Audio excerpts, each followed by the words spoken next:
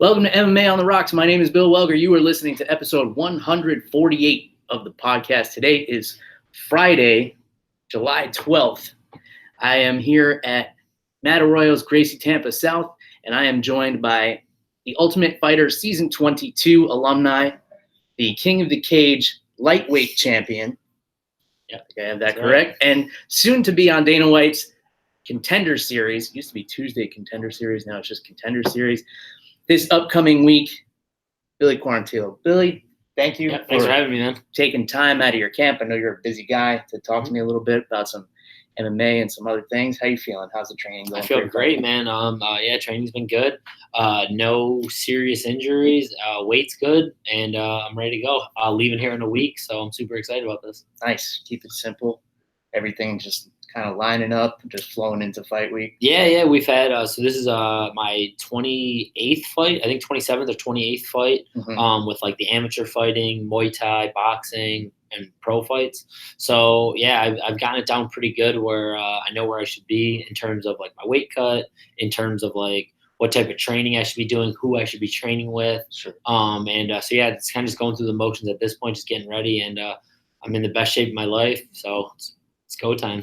I like how you said who you should be training with, because that's something I think a lot of guys don't figure out. You know, you got to be with training partners who will push you to the limit but not injure you. Yeah. I guess that's what you meant by. Yeah, exactly. Yeah, because you make that mistake. Usually if I'm not in training camp, like a jiu-jitsu night, I'll roll with anyone. I'll roll with a guy who's 240 pounds, these big, huge guys. But right now it's more, I'll go with guys who are bigger than me, but I'm not going to go with that spazzy white belt, that's trying to kill me because he knows who I am and, or he's just big and can't control himself. So that's super important right now. I always say white belts are the most dangerous roles. Yeah, they definitely white belt guys who don't know what they're doing, I think, are the most dangerous because they haven't been in those other situations. So yeah, they'll hurt you without even realizing it.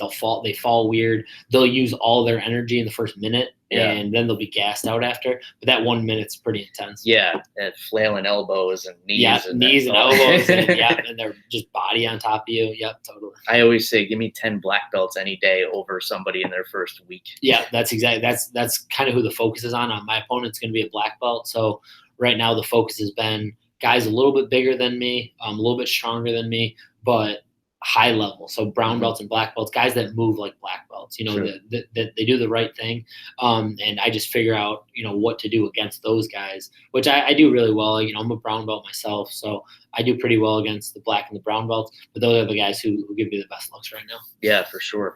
Do you do much rolling in the gi when you're getting ready for a fight, or you leave that outside of camp? So I do like the gi. I do train in the gi. But usually the last like month or so, I usually stick to no gi.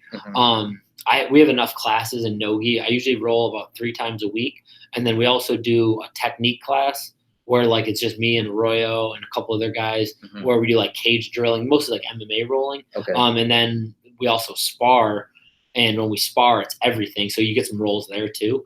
So about a month out, I don't do much gi, but outside of training camp, I'm doing the gi at least twice a week, usually on average. Okay. So I do like the gi, but yeah, when I'm in training camp, I kind of dial it down a little bit and get more MMA based. Yeah, I always like to ask that question because there's like mixed school of thought on using the gi for MMA training. Does it help? Or I mean, overall, I think it improves your no gi game. You're not going to be wearing it in the cage. Yeah, I agree. I definitely think it helps. Argument too. I definitely think it helps your technique. But like the days that we do it, usually I'm doing Muay Thai or wrestling, so it's a little bit more, it's more MMA based. But I agree. I think I do think the gi does help. Cool. So you got a lot of fight experience, like you said. When I came to the gym today, you were just finishing up a stretching session. Yeah. So how much are you incorporating kind of active recovery and what are you doing for recovery during your camp? Yeah. So today, we were just working with Charlie. He's our stretch coach here. That's something that I've added to my game, and that's just one of my favorite things to do to recover. We had like a really hard sparring session last night, so I did 5-minute rounds last night with like fresh guys coming at you the whole time. And today, my body was just beat to shit pretty much. And so basically we do an hour-long stretching where we're just moving around, doing different types of movements. And that's one part of the recovery. I also go to like chiropractors, get massages, do whatever I can to take care of my body. I'm 30 years old now and I've been fighting for a while. So it's good to have those extra recovery days. And then later I'll do some conditioning and some jiu-jitsu, but it's kind of a more relaxed day because we had a really hard day yesterday. Okay. So you're kind of tapering things off. Your fight is a week from Tuesday. Yeah. So you're getting the hard stuff kind of out of the way now. And how does next week look for you? Yeah. So it's a little bit different because the fight's on a Tuesday. Mm-hmm. Usually it's on like a Saturday. Yeah. So what we'll do is last night was my last hard full MMA. We were just, going at it. It was pretty much like we fought last night. Mm-hmm. Then on Monday, we'll do some Muay Thai rounds where it's just stand up. Okay. So, just punches, kicks, knees, all that stuff. We'll do a bunch of rounds there. Then that'll be my last hard sparring session. So it'll be about a week out. And then I'll do a lot of just strength and conditioning, cardio that'll like help my weight get down a little bit, muscle endurance type things, and then some very light rolls where we're just kind of going through the motions, going over our game plan and that kind of stuff. So next week will be a little bit more relaxed than this previous week, but it'll still be good intensity. I'm going to run sprints and wrestle tomorrow, and then we'll have a good solid week Monday through Friday, and then I'm heading out on Friday. Cool.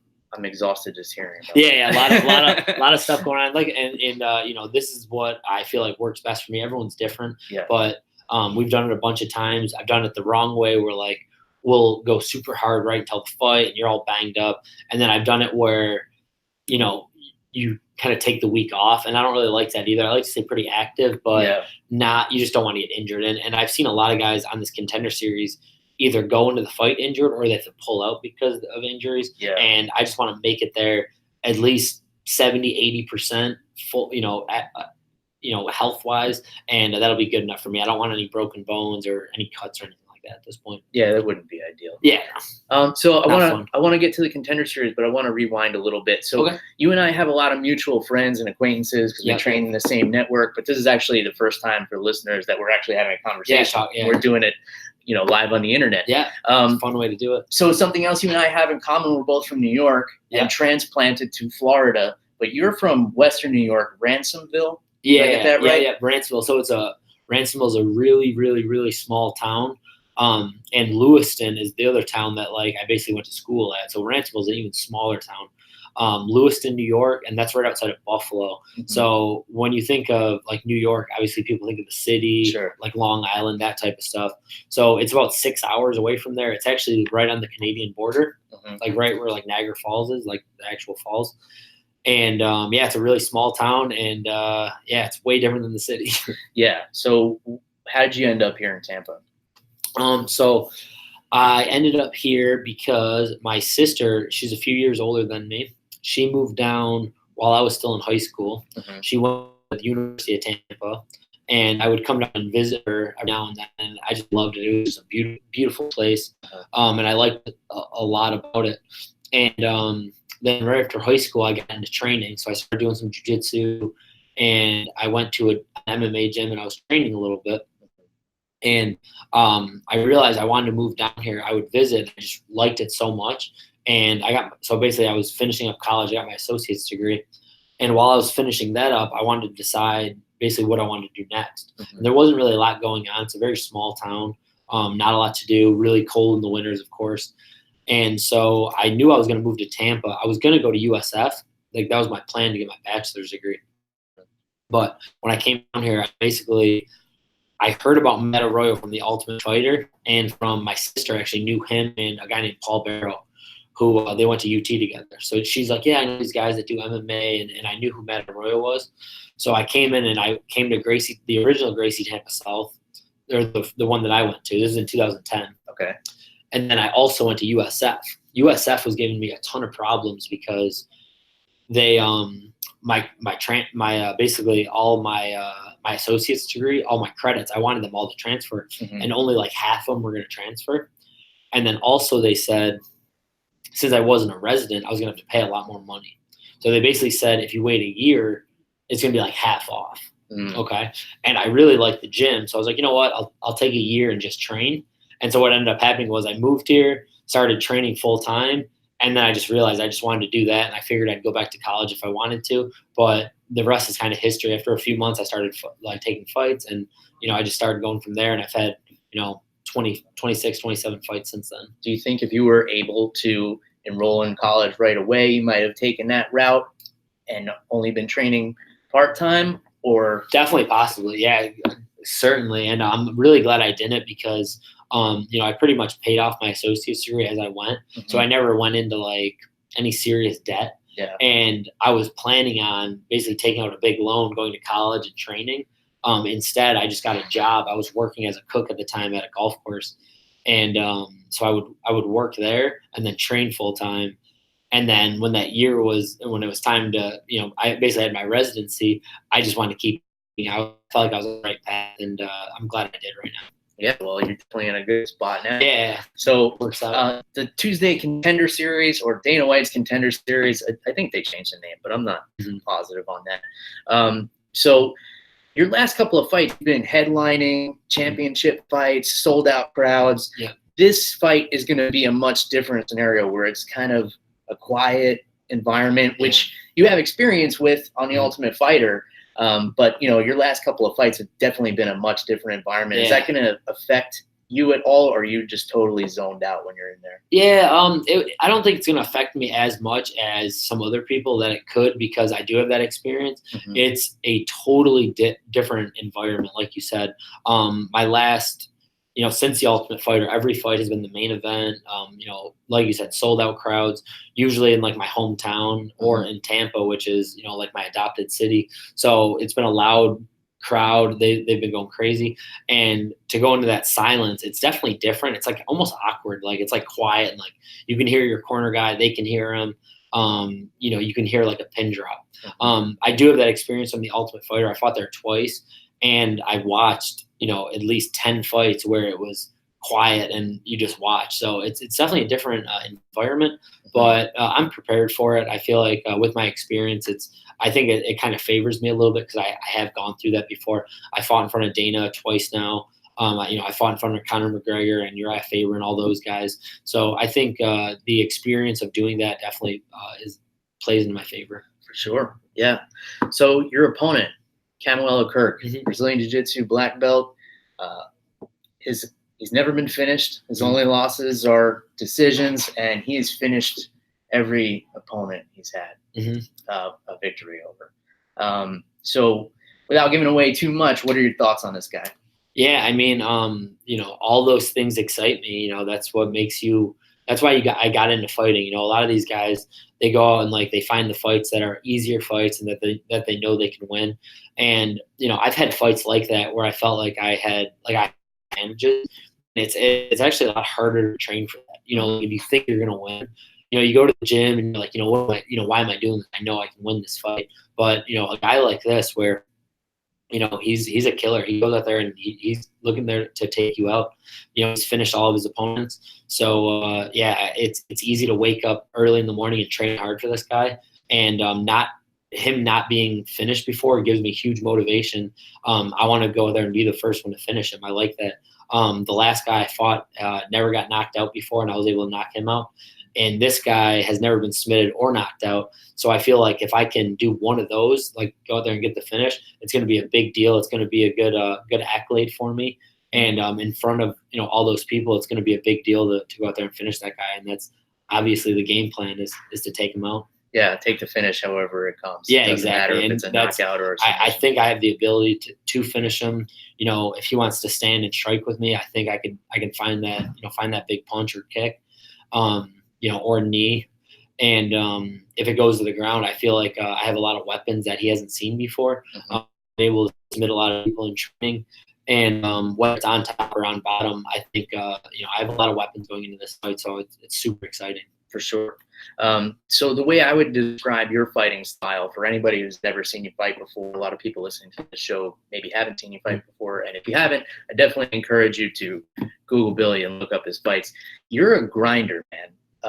You can get in and out of tough situations, and you just put a pace on guys that seems to break them. Am I describing that accurately enough? Yeah, that's exactly how I would describe it. It's and it's a style that I didn't get into MMA to do it that way. That's just kind of how I've always fought, where, when that bell rings, I'm looking to finish you. I'm looking to wear you down. Mm-hmm. I do a lot of conditioning. So like, I'm always in the gym. I'm always, doing road work, doing whatever. So yeah, that's my style is, I'm there to get in and out, but if I got to keep wearing you down and if you can last, my game plan is to keep just breaking you down until I can get that finish. So yeah, that's definitely my style. And, that's what you can look for on next Tuesday. And that's not really a secret. He probably knows that too, that I'm going to be in his face, but it's a lot different, watching it and then having that on there, having me in your face the whole time. Yeah, for sure. I mean, I'm sure it's satisfying to go in and get a quick knockout, but it's always the plan. That's ideal, but there's got to be something about feeling a guy break when you're in there, and you kind of know when that happens. At this point, you have a ton of fights. Always. That's always the plan, and I look for that when I'm, when I'm putting that pace on someone. I look for that moment where they break, and then I know I can. That's when I try to pick it up a little bit. As some people, kind of decline as the fight goes on. I try to pick it up as the fight goes on, and look for those openings. Look for that desperate shot that they're going to take, or they're going to drop their hands down a little bit, and I'm going to break them right there. Yeah, and in my opinion, that's the scariest kind of person to fight. Is the person that's always going to be there, and always coming forward and just making your life miserable. Yeah, that's the plan. Yeah, like if I was going to lose a fight, I'd rather lose with the quick knockout than have somebody, Yeah, and of course, and I do a few. I think I have like 3 or 4 first round finishes. Mm-hmm. That's always the plan, to go out there and just take them out. But I always think to myself, if I can push that pace, and they do last that first storm, they make it to the first round. I have confidence in my conditioning and my training that second and third round, I'm going to be able to keep going where they're going to break. Yeah, definitely. So this grinding style kind of translates into your regular life from what I could see, because I follow you on Instagram. I'm an early morning guy because I have no choice because I have a young daughter. Yeah. But by the time I wake up and I check your Instagram story, you've already been at the gym for hours. Yeah. Is this something you kind of had to condition yourself to do, or have you just always been a rise and grind kind of guy? Yeah. So no, actually, the funny thing is, and they say everything happens for a reason. So even a few years ago, I used to hate waking up early, because I'm usually at the gym pretty late. So I would hate waking up early. I would usually wake up at like 8 or 9 a.m. And then to, slowly start my day. And then what happened was last January, so about 15 months ago, I tore my ACL. I had to get ACL surgery. Tore my ACL, had to get surgery, knee surgery. And for like that first month, I was, at first I was a little depressed, because I knew, what a setback it was. But I was having a hard time sleeping. So I would wake up in the middle of the night and I wouldn't be able to sleep. So this happened for like 3 or 4 weeks. And so at about like that 2.5, 3 week mark, I just decided, since I couldn't sleep anyway, I would just go to the gym. Okay. And so my gym would open up at 5 a.m. So I would just wake up. I'd wake up usually at like 4 a.m. I couldn't sleep because it was super painful. And I would wake up and just go to the gym. I would literally crutch into the gym and just do like an upper body workout. Okay. And then it would turn into like a few weeks of that would just be just upper body. Then I would do like a lot of like the knee rehab and starting to like put weight on the legs. Then after like a month of that, I kind of built that habit up of waking up at 5 a.m. I got a couple of gym partners, my buddy Dave Snell and my boy Paul. And they basically were like, dude, we want to work out with you. So sometimes they'll meet me there and we'll get those 5 a.m. workouts in. And then that basically, because of tearing my ACL, that made me build that habit of waking up. So now I wake up usually every day at either 4:30 or 5:30, and I go in and get some kind of strength and conditioning workout in. And it all started from tearing my ACL, which is, wild. But yeah, before that I used to hate it. But then that slowly led into, the strength and conditioning. Then it turned into doing boxing. And then that led to that boxing match that I took after tearing my ACL, which it all came from being injured, led to all those things. So it's, it's almost a blessing in disguise, even though took a year off my career. Yeah. So a lot of things kind of like fell into place, taking the year off from college, and that, allowed you to train more full time, and then the ACL. Yeah, everything happens for a reason, and it's gotten me where I am now, so I'm thankful for it now. Awesome, man. Yeah, look at your Instagram story, Billy Q MMA on Instagram, by the way. And I feel like I train a lot, and then I look at you and I'm like, damn, I'm fucking lazy. Yeah, I try to put the work in. That's all you can do as a fighter is count on your training. And I know if I'm always in the gym, I try to work as smart as I can, but I know if I'm working my ass off and I don't think my opponents are waking up, sometimes I get 4 hours of sleep and I'm going, I close down the gym here and then the next morning I'm the first one at crunch, or I'm the first one back here. Mm-hmm. So I know that if I put that pace on, if I get used to that, and then, my future opponents hopefully aren't doing as much. Nice. They just put a little doggy door on the door for you. So I'm just in and out. I open up and close up here all the time, most of the week. And then crunch, I'm always, once they open, I'm there. So yeah. First in, last out. Yeah, that's the plan. So I want to talk about your experience on The Ultimate Fighter a little bit. Okay. So this had to be a pretty pivotal moment in your career. It didn't work out for you on the show. Mm-hmm. Decision loss to Saul Rogers there. Yeah. But since then, I've seen you've done so many things. You've gone and trained out at Team Alpha Male. Yeah. I've seen you've gone up and trained with Ryan Hall at 50-50. Yeah. Obviously, you have a great camp here. Yeah. What's the best experience you think you've taken since that show? Well, yeah, there was a lot of good things I took from there. I got a lot of really good training, and I built a lot of relationships, like you mentioned. Like Uriah Faber is just one of those guys that, like, even before the show, I had a ton of respect for him. He's one of the guys that, like, he pretty much had a perfect career. Besides winning a UFC belt, he's done everything. Built this huge gym. I think he's a part of like 10 different businesses right now. He's set for life. Yeah. Just a super competitor, fighting this week and tomorrow, actually, which is crazy. Good for him. And I hope he does really well. Mm-hmm.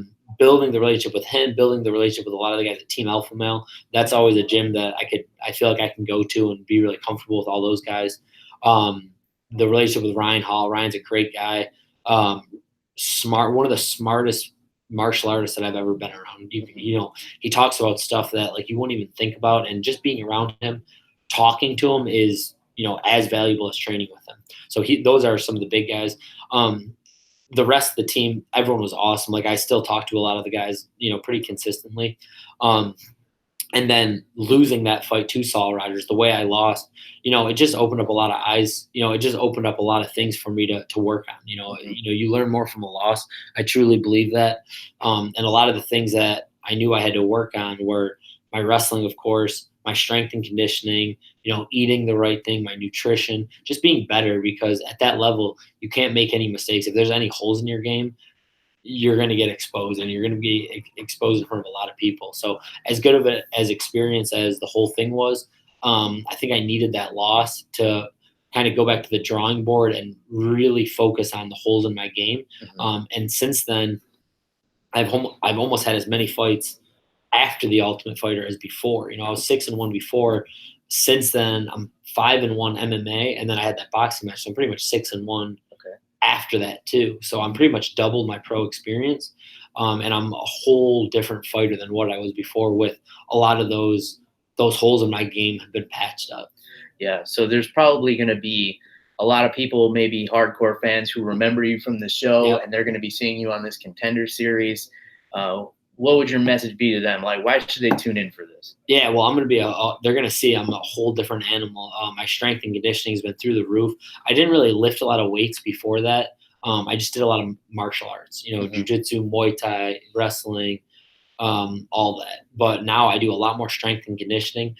Shout out to my friends at Driven. There's a facility here in Tampa called Driven, and I go in there at least once a week, and I haven't missed any sessions.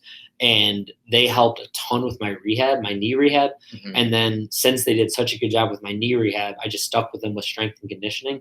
And they've taken my game to the next level. If you see pictures from my last 2 fights, my boxing match and my fight, my last MMA fight, my body just looks totally different. It looks like I'm in just much better shape. And also, when I was on The Ultimate Fighter, that was at 155. Now I'm at what I would call my natural weight class of 145, where I'm not giving up a size advantage. Mm-hmm. I'm going to be the same size as my opponent, if not a little bit stronger, if not a little bit bigger. So you're going to see a whole different fighter. It's going to be, you're not even going to recognize that fighter that's in there as opposed to the Ultimate Fighter. Yeah, forget the guy you saw on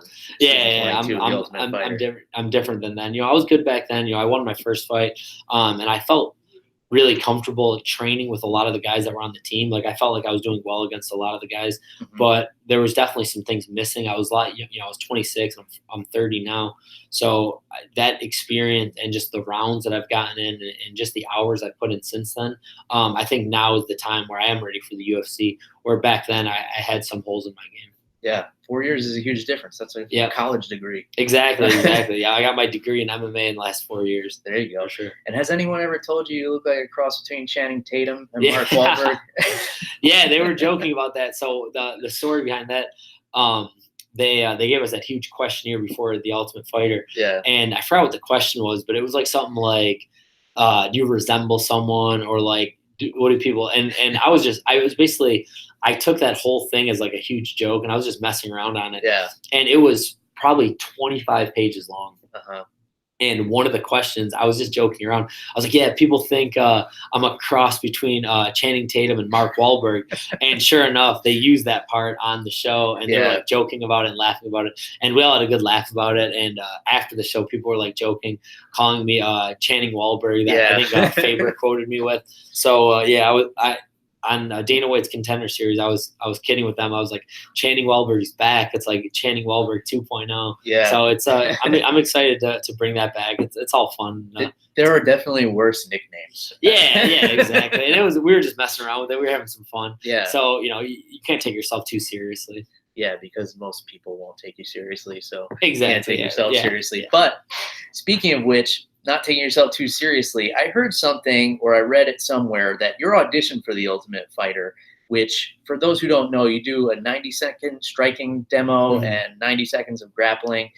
You wore a suit for this? Yeah. So what happened was,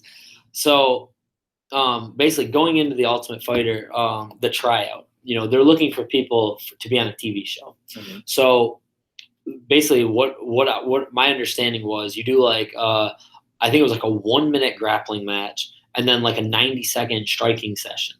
Right after that, you do an interview. Mm-hmm. So like right after that, if you make it past those 2 cuts, because they're cutting people after each round, you go right into an interview with like the producers. Mm-hmm. So the game plan was, Matt Arroyo was on the Ultimate Fighter, so he kind of knew the gist of it a little bit. Yeah. And he's like, basically what you want to do is you want to stand out. So basically in my group, I think there was 500 people there.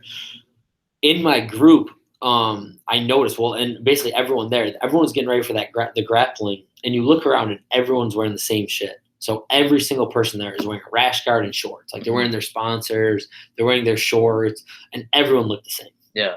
So I'm thinking, all right, I already brought a suit for that interview after. I'm like, how can I stand out there? Because everyone looks the same. I was like, why don't I just wear the suit when I grapple?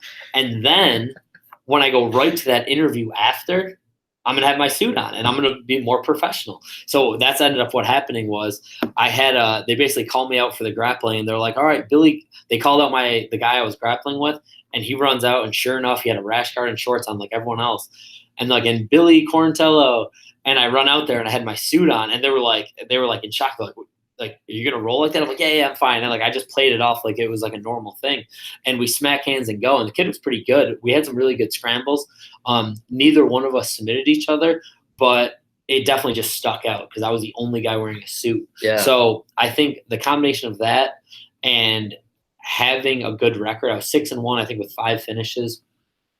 Having a good record got me there because they were cutting people right away just off their record. Mm-hmm. And then after we grappled, and then Matt Arroyo, my head instructor, held mitts for me, but he really doesn't hold mitts for me that often. So after I made it to that round, we did the striking, and I told him I just wanted fancy stuff. So I'm like, just call for like flying knees, spinning back kicks. I was like, let's just have fun with it. They don't care about the technical striker. So we messed around and did that, and I made it to the interview, and that's where it kind of paid off because everyone else was going into that interview with their rash guards on, and I went into that interview with a suit and tie on. So like one, it was kind of a joke to them. They're like, wait, why are you wearing a suit? Like, wait, you're wearing, did you grapple with that? I'm like, oh yeah, I grappled in that. I'm like, I wanted to keep it business professional. And so it just worked out perfectly. So it wasn't even pre-planned. You were already there and you had the suit and you decided kind of on the spot, I'm going to grapple in this suit. Yeah, because they made an announcement. They're like, I think we were in like the third group and they were taking groups of like 50 people. Mm-hmm. I knew I had to stand out because a good record might get you in, but it's taking a chance. And I just had to do something to stick out. So yeah, while we were there, I knew I was going to wear a suit in the interview, which I think would have helped a little bit, but I probably wouldn't have had time to switch anyway. Yeah. Because you went right from, you did the grappling, you did the striking, and then you went right to the interview. So it was like you went to like a waiting area for like 10 minutes. Yeah. And yeah, it just worked out perfectly. We kind of came up with it on the spot. So yeah, it worked out really well. That's awesome. Yeah, tie and everything. Yeah. Like it was a full suit. Yeah, like coat, tie, dress pants, dress shoes, the whole thing. Not even a clip-on tie, like a legit tie. Yeah, no, like a legit tie. You yeah. weren't worried about the guy strangling. I was you worried with about the it. It was tie? funny. It was funny. I was right before I started rolling with them. Andre Feely was there, who he was already a big UFC. He was in the UFC already. Yeah. And he was like, "Hey, like, he's allowed to choke you with that." Then I was like, "That's fine." I was like, "Go for it." Like almost like I'm wearing a gi. So and the guy was super cool. Yeah. And he didn't. I don't think he really grabbed for it too much, but it was a good roll, and it was I'm used to rolling in the gi anyway, so Sure. it wasn't that uncomfortable. Is there any footage of this?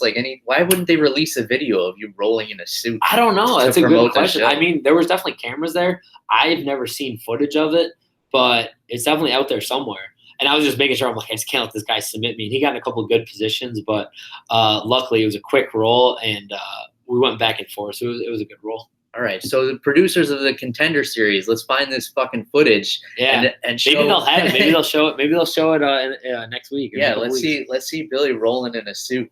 Against a guy in a full fight. rash guard. Yeah, it was definitely a little different.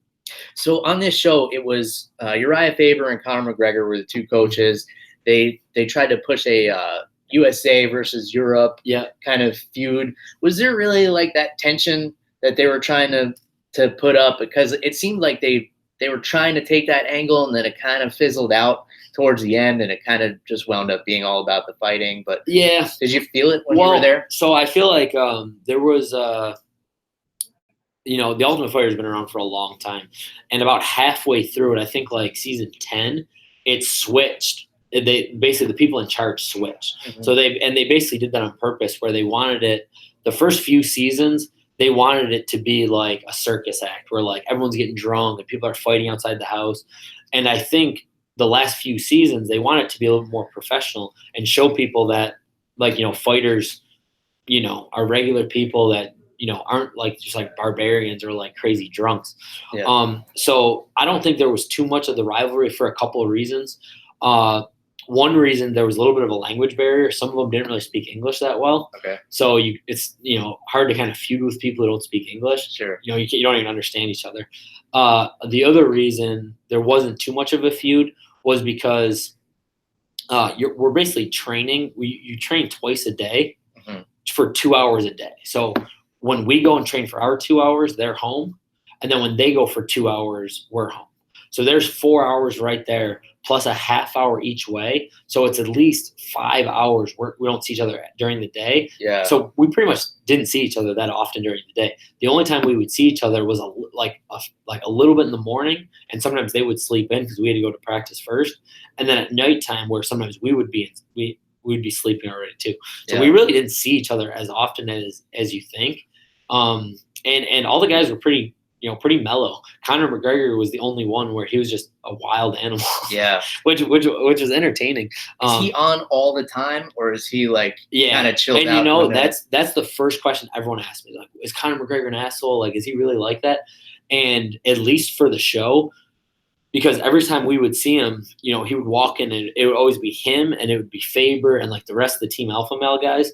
And he loved just like trying to poke at them. Like, it was more so a rivalry between Conor McGregor and Team Alpha Male than the Europeans and the Americans, because he just loves talking shit, coming in, being wild. And he is always like that. Like, at least when we would see him, we didn't really train with him at all, but we would just see him in like at the fights. We would see him at like the challenges. We would see him. We had like a big party there that we were all at. We would see him like that, and he was always just super high strung, like high energy, like always making jokes and being exciting. So it's definitely not an act. Yeah, I mean, he's definitely a master of branding himself. And smart. Yeah, super being smart. a true performer. So then you were there when he was calling out TJ Dillashaw basically for being a snake in the grass and all that. And obviously on TV, they make that look like it's about to be a Royal Rumble. Was there really a lot of tension while that was going on? That day there was. There's a couple of reasons. Well, the main reason was we were all just hanging out there. And we were basically doing a photo shoot, and that's how the whole thing escalated. So we were all doing a photo shoot there, and TJ Dillashaw was only there for a week, where we were all there for like 7 weeks. Yeah. Which TJ Dillashaw was really super nice to me. They all were. Cody was awesome. They were all really nice to me. So what happened was we all were sitting down, and that was the first time TJ got there, and Conor right away was just taking shots at him. Was like just saying, like that he wasn't there for the team. He just wanted to be the star of the show and all this stuff.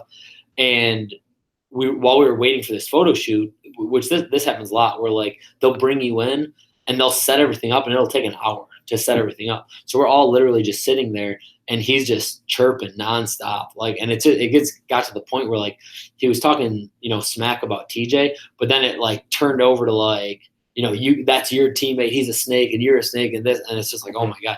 And you just keep sitting there, and you don't take so much of it. Yeah. And then finally, he just started calling out other guys, and you could tell Cody just had enough of it because Cody was there the whole time. Yeah. I think this was like week 4, and finally he said something to Cody, and Cody just had enough, so he started pushing him. And I did think I thought everyone was about to fight just because it was just so like everyone was just sick of hearing Conor talk. Yeah. And mostly the guys on Team Alpha Male. Sure.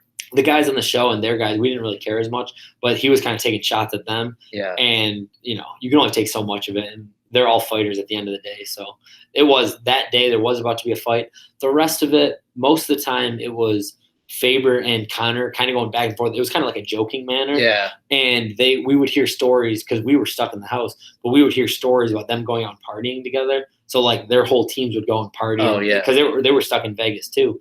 So they would be partying while we were stuck in the house. So it wasn't that. You could tell that they were pretty friendly with each other, and they knew what they were doing to make it TV. I think they had a lot of mutual respect for each other. Yeah. Conor did say some like kind of messed up stuff, but at the end of the day, I think they both respect each other, and that's just how he is. Yeah. One of my favorite scenes was when Faber gives him the USA sandals, like the flip-flops. Yeah, they're like $10, and he's almost like he's never thought about wearing sandals before. He's like, yeah, what are these? Like, I don't have a suit to match these. Yeah, what am I gonna do with these? Yeah, totally 2 different styles. Anytime Conor was on TV, he would wear like a 3-piece suit, and Faber would wear shorts and sandals. Yeah. So it was totally different styles. Yeah. I mean, Uriah Faber's got his own brand too. Yeah. He's the laid back surfer California dude. Definitely how he is. Like when I went out to Team Alpha Male, that's how he is. He always just wears, and I think that's an easier lifestyle to maintain. He's just chill, relax, and don't let it fool you because at the time, I don't think anymore because Conor had that huge $100 million fight, but Faber's a very wealthy guy. He's got a huge house. He's got a bunch of different businesses that all generate income. He's got a bunch of different properties, real estate. He owns a huge gym. He's the manager to a lot of fighters. So he's got, he's a very, very smart businessman. A lot of fighters could learn from him. Yeah, for sure. I mean, he definitely paved the way for a lot of guys in the way he handled his money. I think a lot of fighters definitely don't really get that aspect. And, like you were saying before, you got to keep good company around you to make good decisions. Exactly. The people you train with, when you go out to visit people, you're taking lessons from all aspects of life. Yeah, and I've never met anyone who said a bad thing about Faber. Like you meet guys from rival gyms. I think, and I think Faber said this, that the only person he has like a real rivalry with is Dominic Cruz. Yeah. Besides that, he's cool with everyone. And everyone's cool with him. And I think at the end of the day, him and Cruz really respect each other, but they just have like, they've had so much history that there's just always gonna be a little bit of rivalry. Yeah, they have to respect each other because they kind of bolstered each other's careers. Oh, their careers wouldn't be what they were if they didn't one have of the best other. rivalries in MMA for sure. Yeah, you need to have that kind of yin and yang. Totally.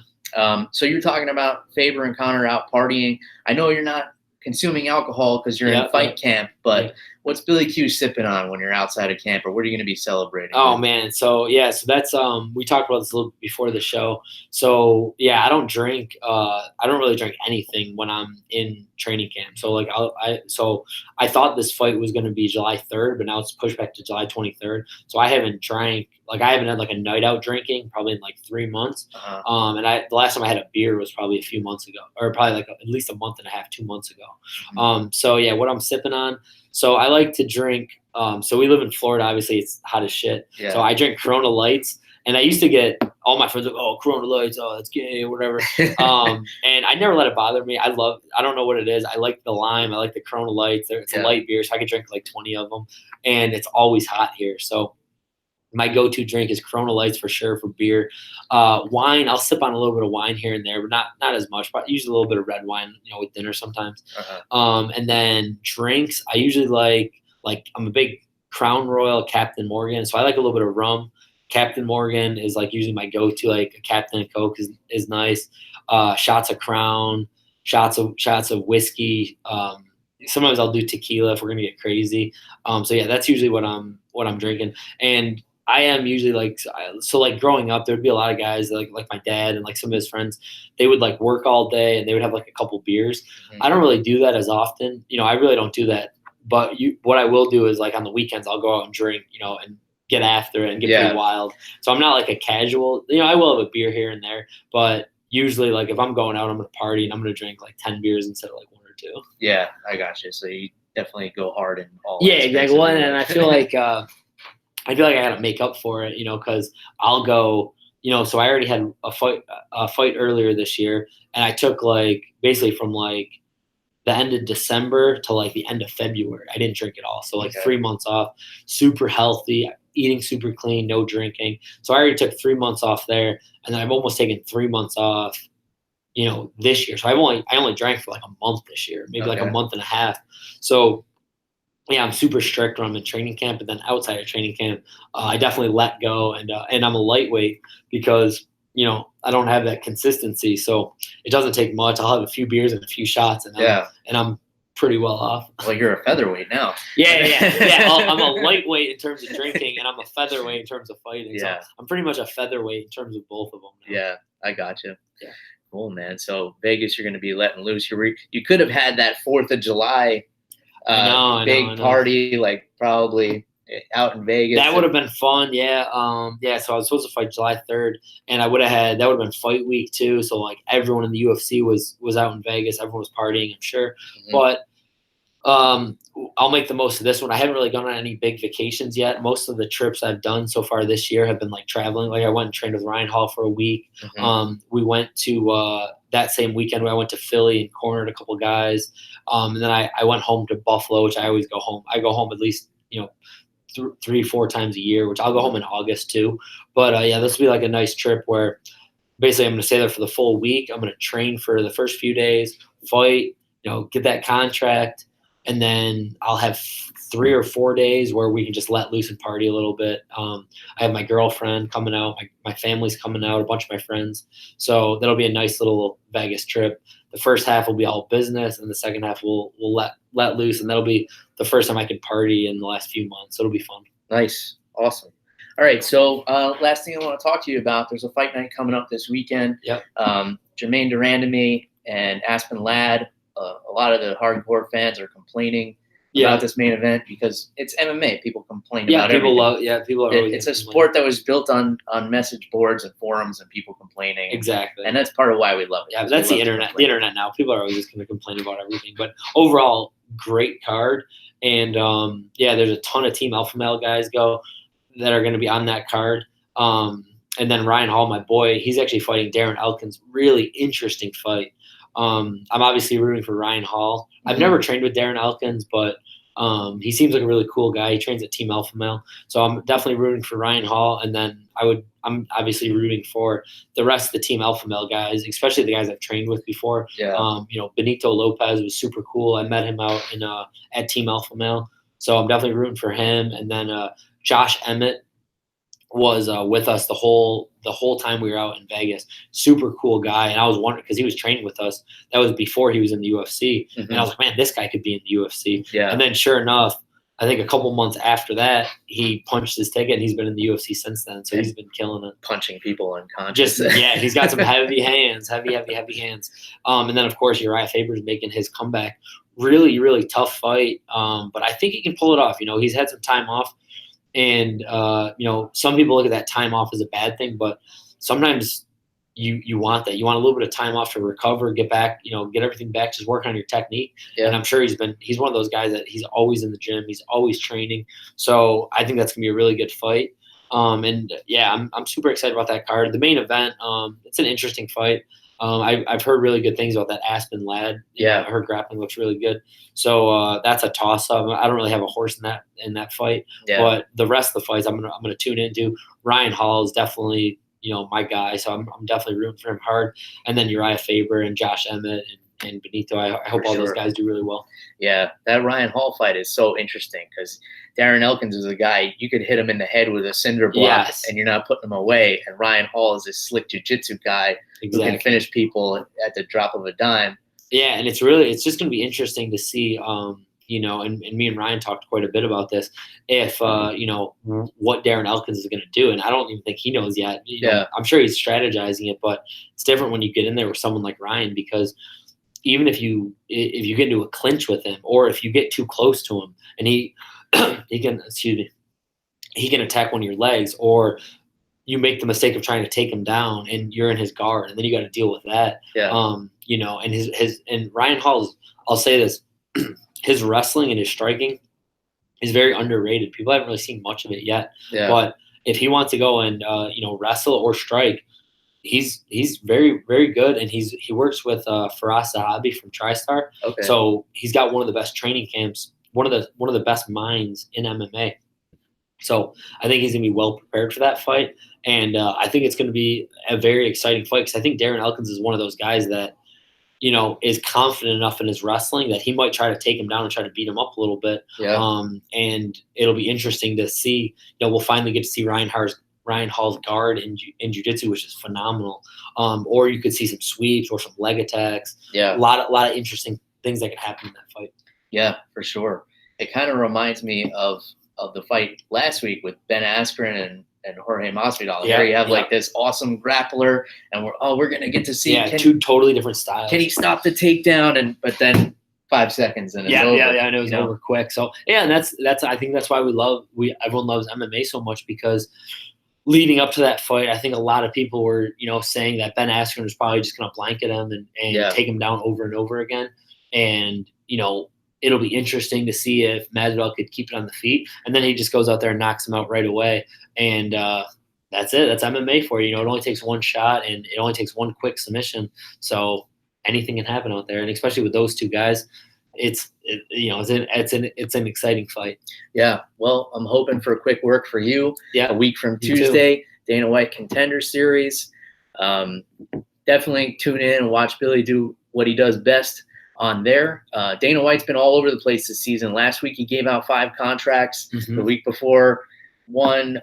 It seems like it could be whatever mood he's in. Does that put any added pressure on you, or you just put that stuff out? Yeah, it really doesn't. Of course I'm paying attention and watching it. I noticed there haven't been any featherweights that have been signed yet, which I kind of like that too, because they're not oversaturated. Mm-hmm. That Brandon Longhorn had a really good fight, and he was a featherweight, but he didn't get signed. Yeah.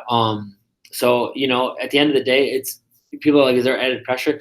Really, every fight that I'm in, because I know people are going to watch tape, I try to be the most exciting fighter I can be, because that's what sells tickets. That's what helps me get paid more. So every fight, I'm really looking for an exciting finish. Yeah. It doesn't always work out like that, but I've been lucky enough to be in some really exciting fights.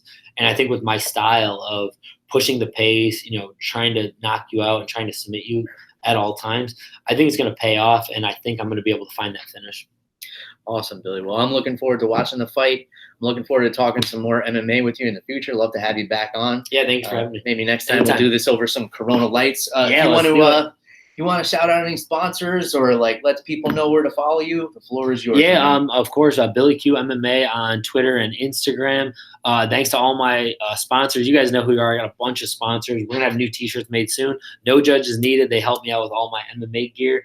And just thank you guys at ESPN Plus. I think it's gonna be a great fight. It's 10 years in the making, and I think this is my chance. So this is my opportunity. I'm gonna take advantage of it.